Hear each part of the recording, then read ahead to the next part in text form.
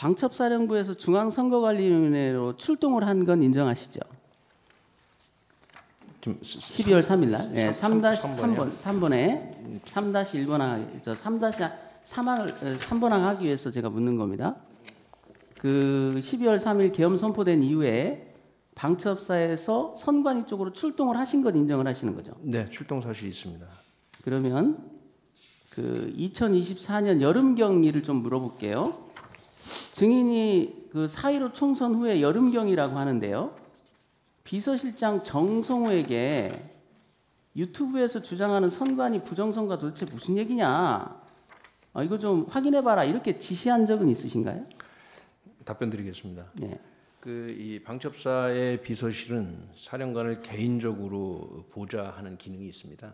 그래서 당시 비서실장에게 인터넷을 좀 잘 찾아봐서 부정선거가 있다고 하는 사람들, 부정선거가 없다고 하는 사람들, 그 다음에 법원의 판례 이렇게 세 가지를 한번 찾아서 보고를 좀 해달라 그랬습니다. 네, 그래서 어떤 보고를 받으셨나요? 그래서 그 보고를 받아보니까 그 보고서의 내용은 있다는 사람의 주장, 없다는 사람의 주장, 그 다음에 대법원인가로 기억하는데 그 판례 이렇게 세 가지를 제가 받고 제가 비서실장에게 잘 봤다. 뭐 더 이상 후속 지시를 할 이유도 없고 제가 개인적으로 이해하는 것으로 끝났습니다. 그러면 그때 정성우 1처 그때 당시에는 비서실장이었죠. 네. 이미 대법원 판결을 통해 실체가 없는 주장이라는 것이 확인되었다. 그 다음에 사전투표 관련 관리 부실과 부정선거는 구분돼야 된다. 이렇게 보고했다는데 혹시 기억나세요?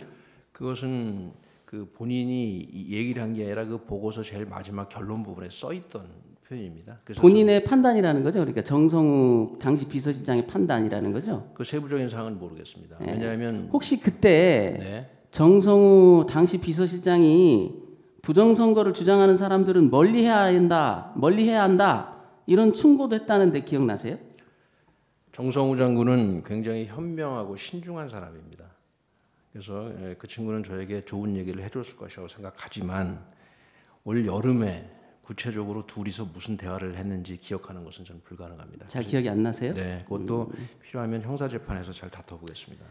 그러면 3-2번항 좀 묻겠습니다. 그 2024년 11월 30일 일인데요. 혹시 기억나시는지 모르겠어요. 여기 표에 보면 11월 30일이 정리되어 있습니다. 11월 30일 예. 밤 오후 6시경하고 11시 밤 11시경으로 이렇게 두 개의 사건이 있는데요. 당시에 그 증인께서는 국방장관 공간에 가서 국방장관과 저녁을 함께 하신 것 같아요. 기억나시나요? 네, 저녁 되었습니다. 예.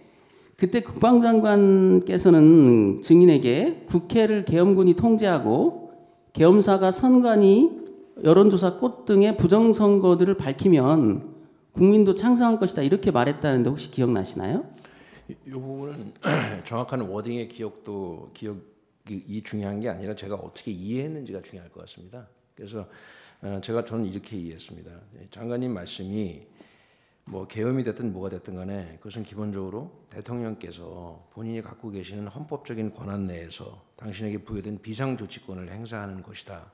그런 취지로 말씀을 하셨고 저는 그렇게 이해를 했고 그 과정에서 부정선거나 여론조작 의혹이 규명된다면 국민들도 계엄 선포를 한 것을 뭐 이해할 수도 있지 않겠느냐 이런 취지로 제가 이해를 했지 정확한 워딩까지는 솔직히 기억 알겠습니다. 안 납니다. 혹시 그날 증인이 있습니다. 거기 시간표 저 부분은 그 신문사항 뒤에 붙여서 임의로 제출했던 것으로 저렇게 제시되어서는 안 될 것 같습니다.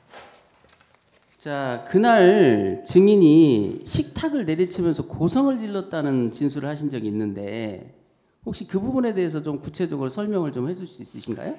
다소 언성이 올라간 건 사실입니다. 그러나 그 언성이 올라간 이유는 제가 장관님께 계엄에 대한 평소 제 어떤 부정적인 견해, 소신 그거를 말씀드리면서 다소 언성이 올라간 것이지 상식적으로 생각해 봤을 때 육군 삼성 장군이 뭐 장관한테 그렇게 할 수는 없습니다.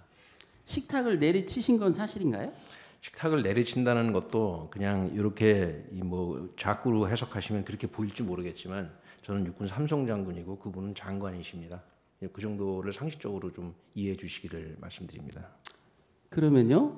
그 이제 선관위 출동에 대해서 여쭤보겠습니다. 3-3번 항입니다. 증인은 2024년 12월 3일 오후 6시 20분경에 방첩사 1처장 정성우에게 선관위 위치가 어디냐고 물어본 적 있나요?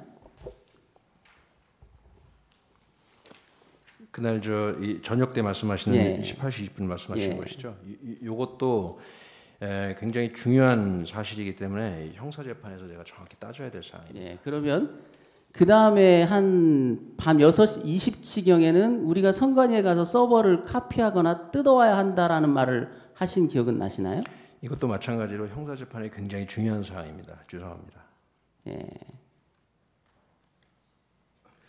그 1처장 정성우에게 증인의 지시를 전달받은 사람들이 그때 당시에 증인의 지시를 메모한 기록들이 있는데 거기에 보면 정성우 역시 이런 지시가 대통령과 장관의 지시다라고 말한 게 나오는데 혹시 1처장에게 이런 지시가 대통령 지시다라고 말한 적이 있나요? 제가 방첩사령관으로서 누구에게 어떤 말을 할 때 그것이 대통령님의 지시라고 얘기하는 경우는 거의 없습니다. 그런 이 상식을 가지고 생각해 보시면 대통령님은 국군 통수권자로 제 입장에서는 굉장히 높은 분입니다. 그분을 관련 근거로 해서 얘기했을 경우는 저는 거의 없습니다. 대부분이 제 바로 위에 직속상관인 뭐 장관님의 말씀을 뭐 전하면 전했겠지 뭐 대통령께서 이렇게 말씀하셨다. 그것이 더군다나 저 밑으로 내려가서 대통령의 지시다. 군의 체계상 그런 식으로 통상 얘기하지 않는다고 저는 생각합니다.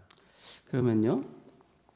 그런 선관위로 출동해서 서버를 카피하라는 등의 지시에 대해서 정성우 1처장이 법무실에 가서 질의를 했다라는 것은 혹시 보고를 받으셨나요?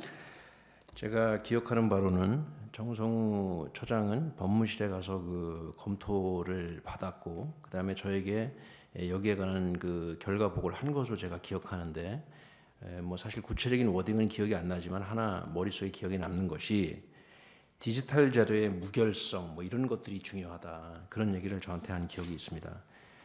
허락하시면 제가 한 10초 정도만 좀 말씀을 좀 드리겠습니다. 변호사님, 저는 방첩사령관을 하면서 지난 1년간 한 대여섯 건 정도의 사이버 관련 사건을 직접 지휘한 사람입니다. 아니 됐습니다. 그 부분은 제가 이제 시간 관계상 죄송합니다. 나중에 물어봐 주시면 그 부분을 그럴게요. 말씀드리겠습니다.